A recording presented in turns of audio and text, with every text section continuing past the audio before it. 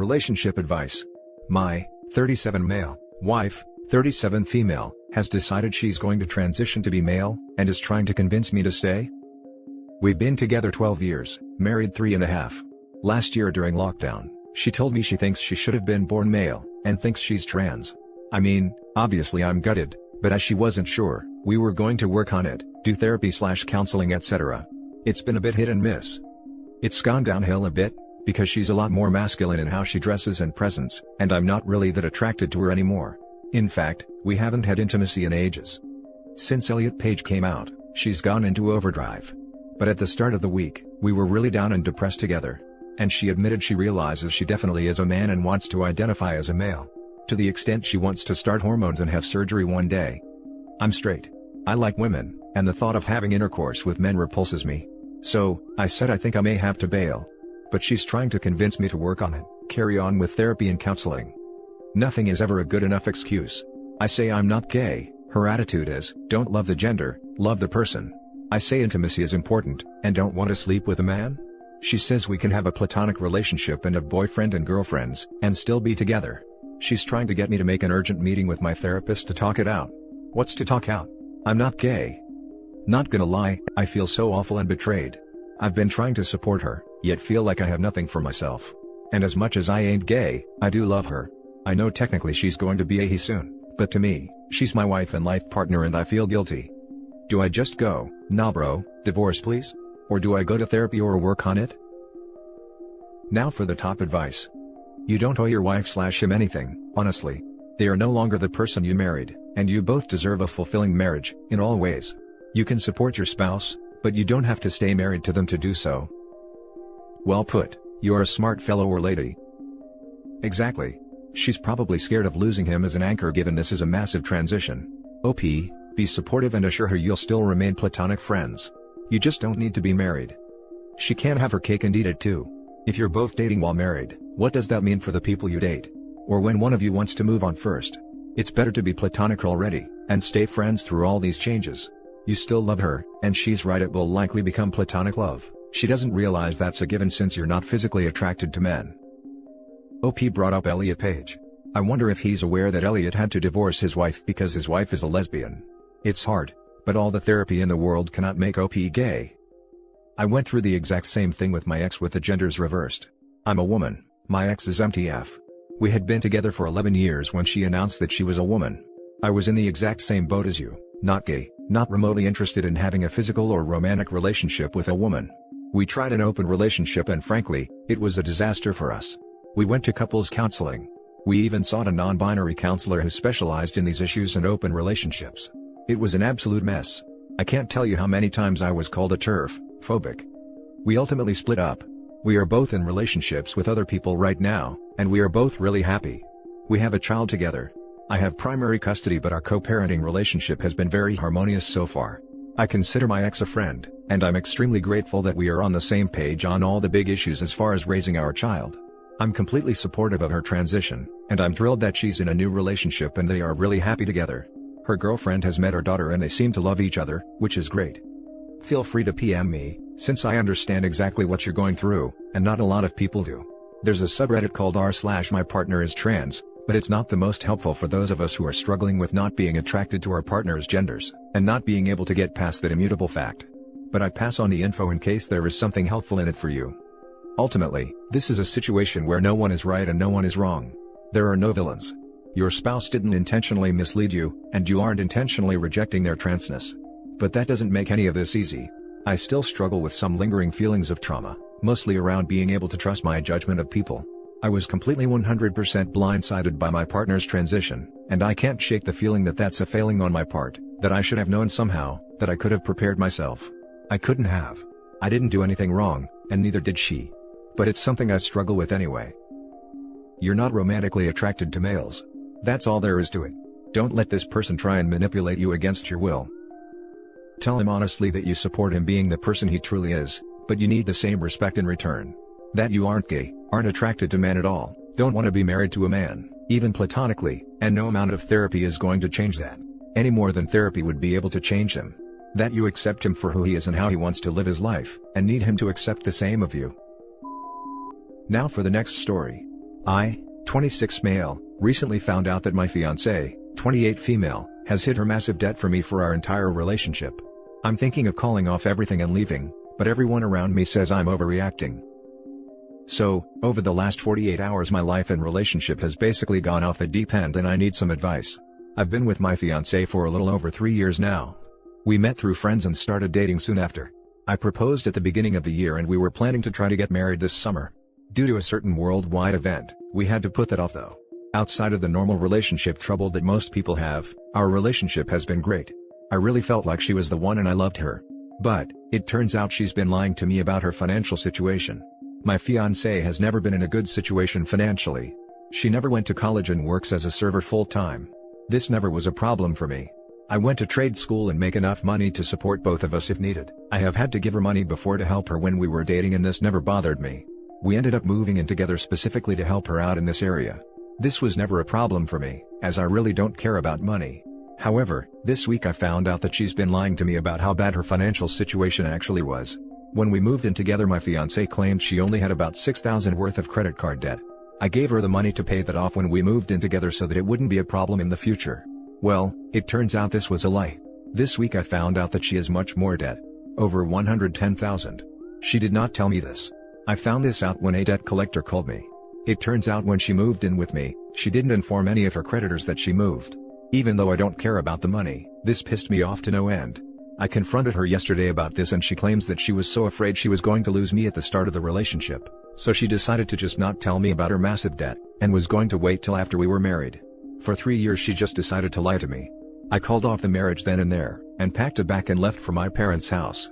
She's called me nearly 60 times since then, and I've ignored every one. When I told my parents about this, they said I am being immature and petty. According to them, this is not a big deal because everyone has debt nowadays, and if I love her, I need to understand how scared she was to tell me. I do love her, but she lied to me for 3 years about this. Along with this, the fact that she is so far in debt will become my problem if we married. Everyone I've talked to, say I need to look past this and go back home. But I honestly am thinking of just calling her and telling her I'm done and we're over. I feel like I need some advice here. Now for the top advice. I work in credit underwriting. 110K is a massive amount of credit card debt. She has likely been lying on credit applications to even have that amount of credit available to her. She will probably be declined for pretty much anything going forward. House loan, car loan, etc. That level of debt at her income level is nearly impossible to pay off. If debt collectors are calling, that means she is already in default for at least one card. She will probably be forced to choose between filing bankruptcy or facing a lawsuit. This is a very big deal. Your parents are wrong. Flee from this situation because it's going to be around for probably the next 10 years as it is. Much longer if her spending addiction isn't addressed immediately. This is serious and a very big deal. First of all, she lied to you for years. Can you trust her about other matters? Second, this behavior could be ongoing and derail any plans you and her have, such as travel, kids, buying a house, helping your parents, or retiring. Not everyone has debt, and those who are financially literate and do have student loans and/or mortgages. You are making good money now, but what if you lose your job someday or get sick and don't work for several months? If you make the mistake of taking her back after her lying, consult a bankruptcy attorney. If you aren't married, you may be able to have her file for bankruptcy while she is single and wipe out most of this debt. Wait until your attorney says it's okay to marry, as those credit agencies might try to attach the forgiven debt to you. The bad news is that a bankruptcy affects her for 7 years, so your joint credit won't be great, so you will have to assume everything will be in your name. Basically, whatever money she makes won't be counted for you to buy a house/cars/anything big for that 7-year period. Besides the lying, the biggest red flag is how did she spend that much money? Shopping and spending is an addiction like anything else, and some women, and men, spend money like gambling addicts as it fires off chemicals in their brains, dopamine etc., that the rest of us don't really get too worked up about. If you take her back, make her attend therapy for spending addiction and set a hard budget. Give her prepaid debit cards that only have a certain amount on them, and reconcile her spending every month. Make sure your credit cards are under lock and key, as her addiction might make her steal money and cards from you. I had a friend whose ex-wife did this, and stored all of her new items at her parents' house in her old bedroom closet. He finally divorced her since she wouldn't stop spending more than they made. Next story is titled, My, male 26, girlfriend, female 24, is demanding unnecessary things after going to a sub that gives advice about female dating. I'm sure you all know what sub I'm talking about, but I won't say the name in case the feds pull up. My girlfriend and I lived together for 3 years and she only started acting like this recently. I would say that chore work is done 70-30, only because she goes back and cleans whatever I was supposed to because I didn't do it right. Whoever suggested to go on the date meant that person paid for both meals. I contribute to most of the household expenses and I'm the one who usually cooks. I'm not a very materialistic person, and I thought my girlfriend wasn't either.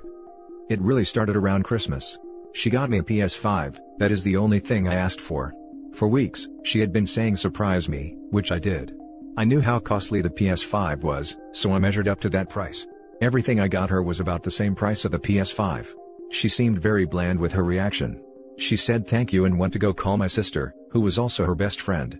I get a call from my sister a few hours later and learn that my girlfriend made it seem like I got her a blanket and a movie stub. I got her a personalized gifts basket full of skincare, gift cards, clothes, 2 pairs of shoes, books and art supplies. Bite me for not getting her a new car.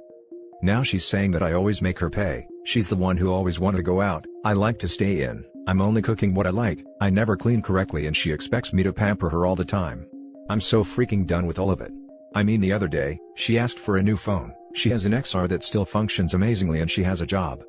I always make the big purchases. Why can't she use her own money? If I move out, she'll lose the place because she doesn't make enough money to afford it. If she moves out, she'll probably go running out making me look like the bad guy. I forgot to add about today.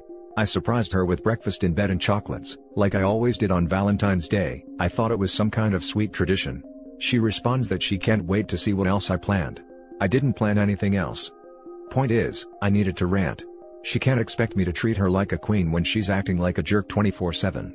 She used to be very cool, not so needy, and very fine with staying in and eating McDonald's while watching a movie, and not constantly focusing on the materialistic sides of things. Now she wants to go out to the fanciest of them all, and expects me to give her money all the time when she has her own. It's okay if we do that once in a blue moon, but I don't have the energy to do that all the time. I'm just so freaking done and her mood is constantly dragging my energy down. Now for the top advice. People who scorecard their relationships always ruin them. Unfortunately, this type of story is becoming common. Person with issues goes online, finds some toxic community/cult to fill their personality holes, and then tank their relationships. Become a pretty big problem, to be honest. While I see you have a point about increased expectations you never signed up for, I feel like whoever came up with the idea system of who pays for the date sucks. If your idea of a date is to never go anywhere or spend money, you should at least go half or take turns. Sounds like you guys are done. Seriously. Even as OP describes it, he doesn't come off very well. For your info, it isn't a surprise breakfast in bed when that's all you do. Sure, you don't have to buy everything for her, but making some effort is necessary. Having said that, did she plan anything for you? And which is it? Does she make plenty of money to buy things for herself, or is she not making enough to afford a place on her own? From the sounds of things, she might have a hard time getting a new place, but you might have a hard time finding a new girlfriend. Now she's saying that I always make her pay. She's the one who always wanted to go out. I like to stay in. Dates are so important to keep relationships new and exciting though. That being said, it sounds like both of you all are done with this relationship. Now for the final story. My 26 male fiancé, 26 female, resents me for making more. We started dating around 6 years ago, and at first, I couldn't believe that this amazing woman wanted to be with me. She was a student at one of the best colleges in the country and my life was a mess. I was just a dropout working a dead-end job. We'd been dating for a few months when she told me that if I didn't get my life together, she couldn't see a future with me, because relationships need more than just love to survive. That gave me the kick I needed to start making some changes. After that, I decided I wanted to go to college to study a subject which I'd had an interest in for some time. Between jobs to support us both and working on the prerequisites that I'd need to go to college, it took me a whole 3 years, but I spent that time learning skills that I knew I'd need for my degree to give me a bit of a boost. My fiancée graduated the same year I started college, and things were great. With her getting a well-paid job, I could devote all of my time to studying and working on projects. About a year into this, I was having a conversation with my dad and he's an experienced professional in an unrelated field, but he told me about a problem that I realized I could fix. Eventually I did create a solution and my dad used his connections to get me a meeting with a large company. To cut a long story short, they were so impressed with my solution that they gave me an absolutely ridiculous offer, and invited me to join the company in a very well-paid senior role straight after college. I graduated last year and things were going fantastically, up until I noticed my fiancé's mood changing. This went on for a while, before she finally told me how she was feeling. To summarize, she feels bad that she's worked hard her entire life in school, college and work, but despite that, after comparing our projected earnings, she was never going to make as much as me despite having 3 more years experience in her field, and going to a much better college than me. I understand why she'd feel undervalued given her reasons, but I think she's actually blaming me for it and making me feel like this was an achievement that I don't deserve. Yeah, that's it, I'm just trying to navigate whatever this is. Edit. So going through the comments, there are a lot of people saying that I don't really deserve the job, so I thought I might elaborate. I didn't mention details earlier because I know what I'm about to say might make some people angry. The solution I designed automated a task that was previously done by a number of people, which is why they saw fit to pay me handsomely for it. They didn't hire me because of my potential, they hired me for the same reason a company hires anyone, to help their bottom line. I also wanted to point out the irony in people saying that I'm less deserving of my job because my dad got me a meeting. My fiancée is incredibly hardworking, but the fact her parents were alumni of her college probably did help her application. I worked my butt off for 6 years, 3 years while completing prerequisites and 3 years in college, to gain the skills required to create the solution. I also wanted to emphasize this bit from above between jobs to support us both. I worked to support both of us while she was in college, so she wouldn't have to get a job or take on extra loans. The plan was always for us to switch after she graduated, with her working and me studying. Now for the top advice. Jealousy is tough, it breeds resentment. And it seems that's where you currently are stalled. Either she has to get over herself, or this won't work.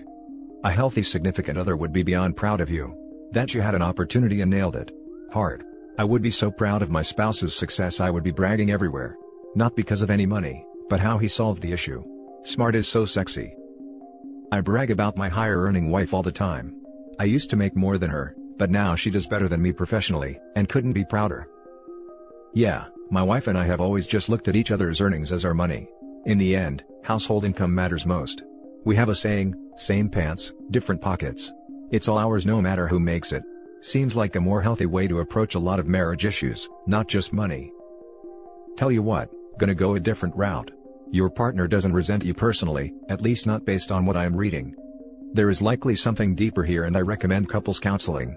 Not deeper like she has an alien symbionte or something, but possibly some unresolved conflict from her childhood that creates this competition.